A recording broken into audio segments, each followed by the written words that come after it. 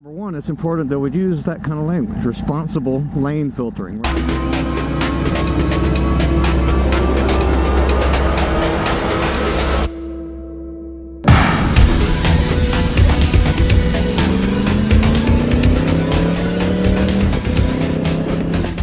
What's up, YouTube? I am kicking it up through Midtown right now. Another beautiful pre-spring day in Atlanta. That pothole, that's not so beautiful. Anyway, just kicking it around, and I have a little bit of news on the motorcycle front. That is, in the state of Georgia, they were discussing legalizing lane filtering up to the point where they actually had a bill number, which is as far as it's ever gotten. The deal right now is that we just need to get the public on board. That's the problem now. We have to change the minds of the naysayers. So towards that end, I've come up with a few ways that we can promote responsible lane filtering. Number one, it's important that we use that kind of language, responsible lane filtering. We're not talking about high-speed lane splitting on 400 like has been known to occur. We're not talking about any other kind of craziness. We're just talking about responsible, safe lane filtering. And I'd love to give you an example, but as illegal as it is here in Georgia, it's a big no-no. You get less points for texting and driving in a smaller fine. That's how backwards it is here in Georgia. But we have some legislators that are trying to change that.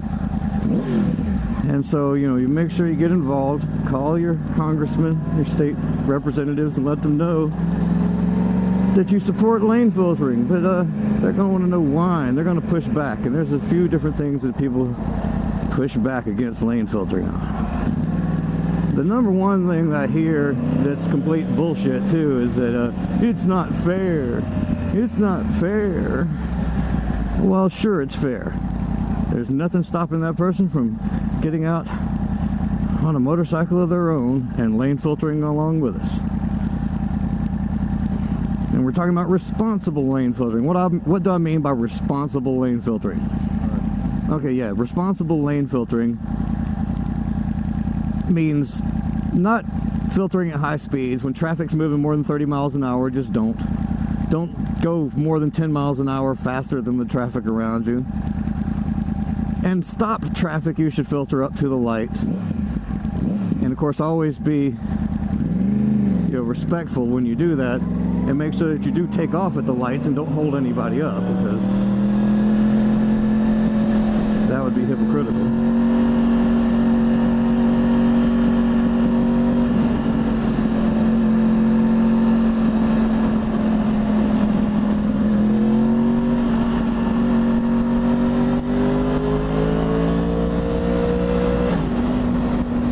And you be safe. You keep your eyes wide open and everything, and that's the argument number two.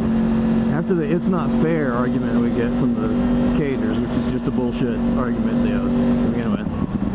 And number two is it's dangerous, and the studies, every study that's examined this issue has come up with the same conclusion, and that it is safer for motorcyclists to filter up to the lights and to filter through heavy traffic than to risk being struck from behind by inattentive drivers in large vans and SUVs, trucks, and things like that. And so it's not dangerous, it's actually safer. And what if somebody opens their door on you? Well, who opens their door in traffic? And if they do something as stupid as opening their door in traffic,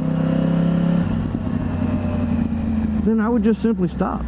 Because again, we're talking about responsible lane filtering, where you're not going more than 10 miles an hour faster than the vehicles around you. And you can see how much space there is right there. It would easily, without any risk to myself or anyone else, have been able to pull up to this light And given the power to weight ratio on these motorcycles, there's no way any of these cars or trucks could have come close to keeping up with me.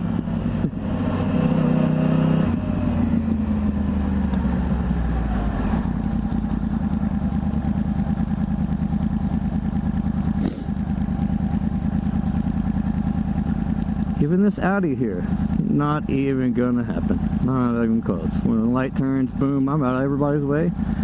Instead, I'm taking up a space almost the size of a car.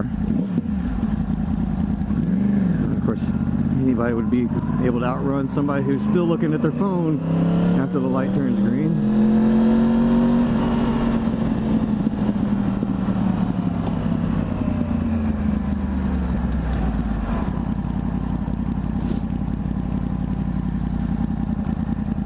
So, when responsibly lane filtering, someone opening the door is not a problem. Well, what happens when they change lanes?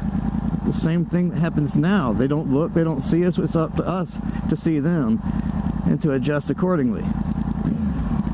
And we do. So the dangerous argument is completely out of the way. That's the thing. So remember, one, it's safer because rear-end collisions are what kills motorcycles.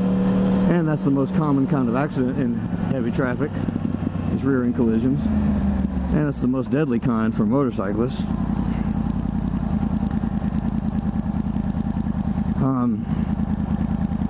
Plus, you know, here's some advantages. Here's the elevator pitch, what I call the elevator pitch, which you can tell somebody very quickly.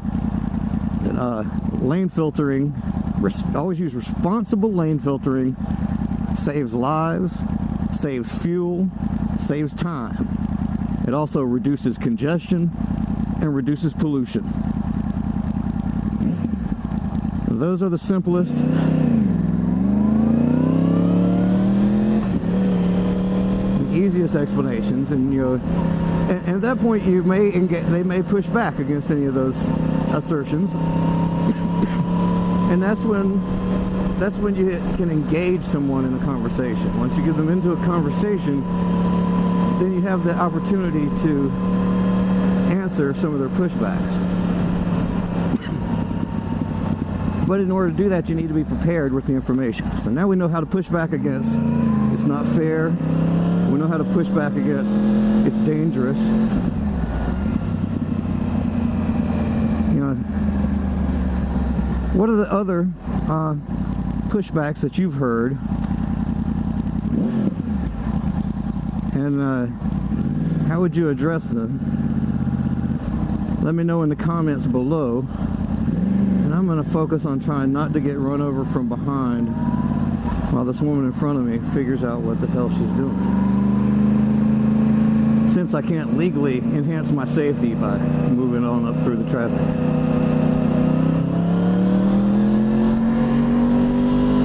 Alright, YouTube, I will talk to you later. I better focus on what I'm doing here.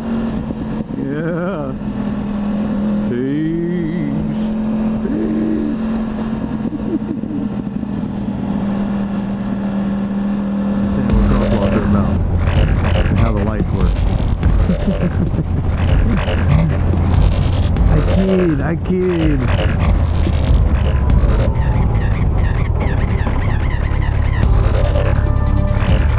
So anyway, you know, I was looking on Facebook the other day, and people were talking about, you know, how many of us motovloggers do one take beginning to end?